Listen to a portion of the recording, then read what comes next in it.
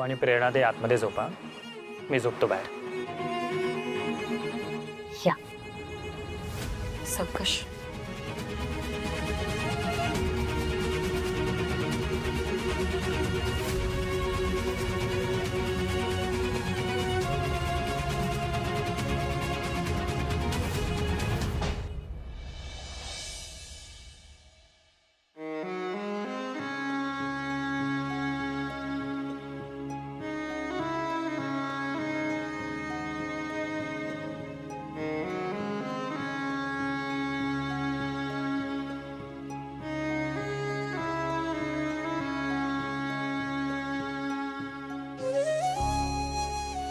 Vallari, coffee तेजाताई, घे, बरं वाटेल. थँक्यू. काय ग तू वल्लरी, सगळं एकटीनेच हँडल केलंस. एकदा मला सांगायचं ना, मी पण आले असते तुझ्या मदतीला. तेजाताई, हो प्रेरणाताईंना इतका त्रास सुरू होता, काय करू आणि काय नको असं झालं होतं मला. जरा झोप लागली ना की दचकून किंचाळत उठायच्या त्या. किती दिवस या ट्रॉमामध्ये जगणारे काय माहिती. खरंच अजित भाऊजी त्यांच्याबद्दल काय विचार करतील, समजून घेतील की नाही, याचंच जास्त टेन्शन आलं त्यांना. तुला खरं सांगू, मला असं वाटतं की तिने हे सगळं अजितला लवकरात लवकर सांगायला पाहिजे. खरं बोलताय तुम्ही, पण त्या म्हणतात तसं या सगळ्यातून सावरायला त्यांना थोडा वेळ तर द्यायला हवा. तेजाताई, काल तुम्ही जे मला म्हणालात ते मला अगदी पटलंय. म्हणजे बघा ना, आपण एकमेकींना स्वतःहून आता कॉन्टॅक्ट करायला सुरुवात केली पाहिजे. नेमकं कोणाच्या आयुष्यात काय वादळ आलेलं असेल काही सांगता येत नाही. आपण मैत्रीण म्हणून एकमेकींसाठी तिथे हजर असायला हवं. तू श्वेता आणि मिठू बद्दल बोलतेस का? हो, मिठूताई आपल्यावर चिडल्यात म्हणून त्यांनी स्वतःहूनच कॉन्टॅक्ट बंद केलाय. ती वेगळी गोष्ट आहे, त्यांना तर आपण शोधून काढूच. पण श्वेताताईंचं बघा ना, त्या अचानक कॉन्टॅक्ट करायच्या बंद झाल्या, काही रिझन न देता. मला असं वाटतं इट्स हाय टाइम ना, आपण त्यांना परत कॉन्टॅक्ट करायला हवा आणि त्यांच्या पर्सनल लाईफमध्ये काय सुरू आहे हे जाणून घ्यायला हवं. बरोबर बोलतेस तू. मी श्वेताला फोन लावून बघू का आता? हो.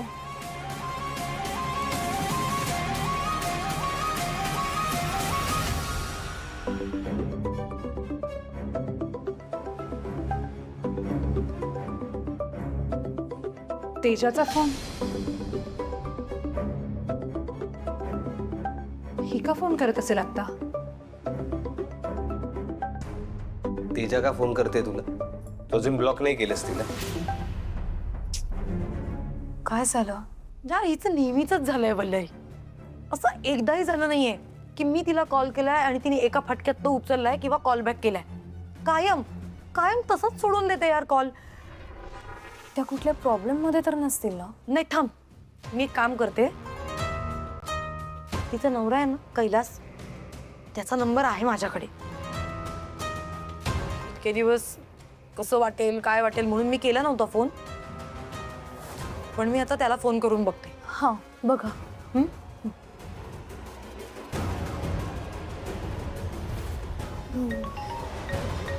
मला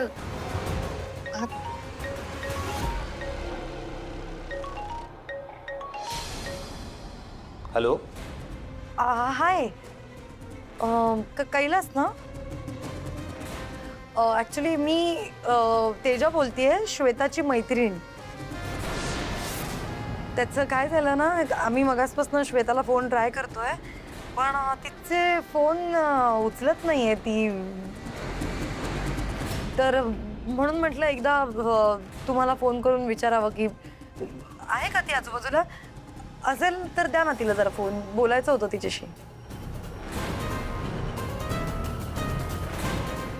हॅलो, श्वेता, तेजाताईचा फोन आहे. अगं ती केव्हापासून फोन करते तुला? तू फोन का नाही उचलत आहेस तिचा? अच्छा, कामात होतीस का? बरं बरं बरं, घे फोन. हा, बोल.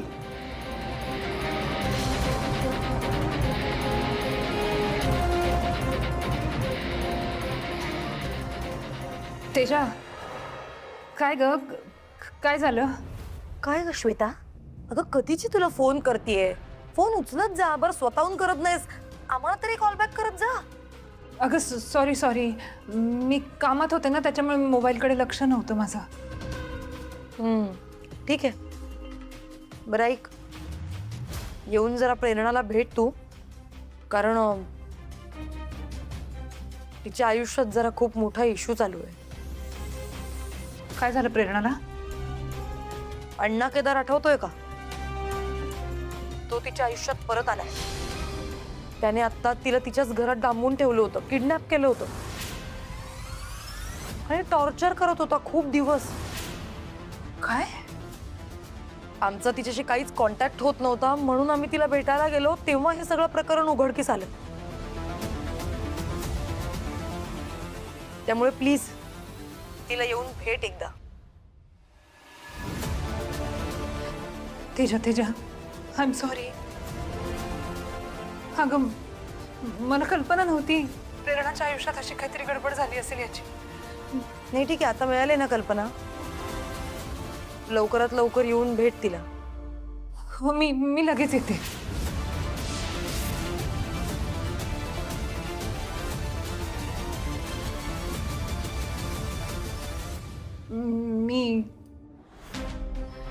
मी येण्याचा प्रयत्न करते.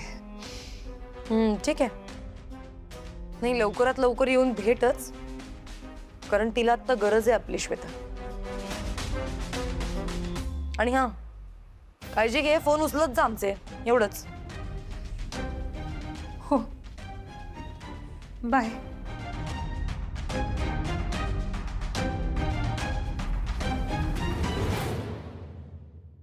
ऐकलत ना तुम्ही? प्रेरणाच्या आयुष्यात काहीतरी प्रॉब्लेम झालाय. माहित नाही तिला त्या अण्णा केदारने किती छळलं असेल, काय केलं असेल. मी फक्त एकदा तिला जाऊन भेटून येऊ का? अर्ध्या तासात येते.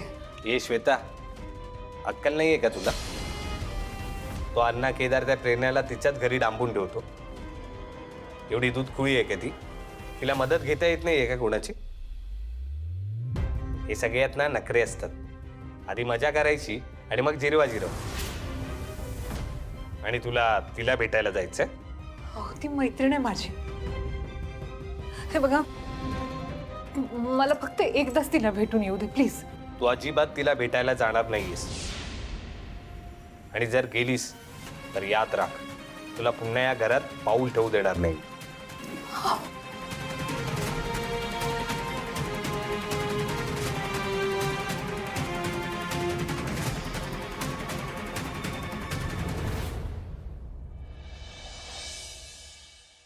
बरं आहे, निघायचं का आता? हा चल. तुझी बॅग कुठे? वल्लू, आले. सासूबाई, पोचलात की कळवा आणि महेंद्र दादांची काळजी घ्या. हा माय, त्याचीच काळजी वाटते म्हणून तर जाई राहिली गावी. पण तू काळजी नको करू. लवकरच त्याच्या लग्नाचं काहीतरी बघते, दिवाळीच्या आत मी आधी परत येते. सासूबाई, तुम्ही काय बोलताय हे तुम्हाला कळतंय का? महेंद्र दादांची आधीच 2 लग्न झाले, त्यात त्यांच्या अंगात काम नाही. कुठलीच जबाबदारी घ्यायची नसते त्यांना. अशात तुम्ही तुमच्या अट्टासापायी एखाद्या मुलीचं आयुष्य का बर्बाद करताय? मायाचं नशीबच खराब आहे. आधीच्या 2 बायकांनी काही त्याला साथ दिली नाही आणि ही नवऱ्याला जेलमध्ये धाडायला निघालीये. असंच जर चालू राहिलं तर महावंशाला दिवा कसा मिळेल? आपला काय राजा महाराजांचा वंश आहे का ग? पुढे चालतच राहायला पाहिजे का? कोट्यवधीची प्रॉपर्टी आपल्याकडे, ज्यासाठी वारस पाहिजे. वारस नसल्यामुळे असा काय मोठा प्रॉब्लेम होणार आहे सांग मला. अरे मला आई जाऊ दे, ऐक. आता जाता जाता मला वाद नकोय, उशीर होईल. चल. पोचलात की कळवा. हा, येते.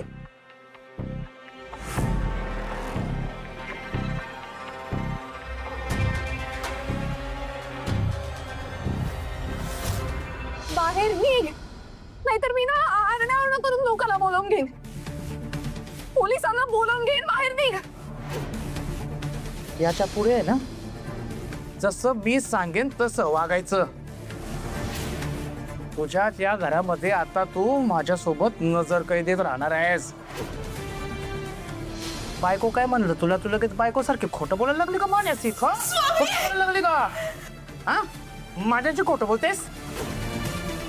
इकडे सगळ्यात शक्तिशाली गोष्ट एकाच, अस्वर. मी येतो, परत येणार मी.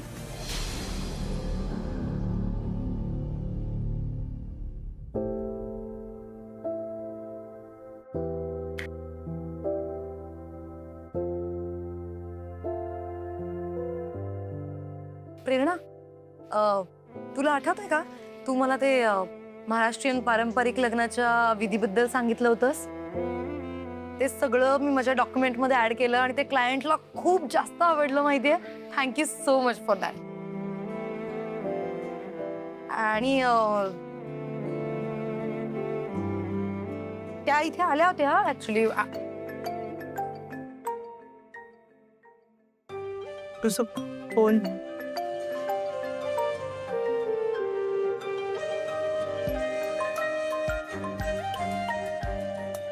प्रेरणा, तुझा फोन वाजतोय.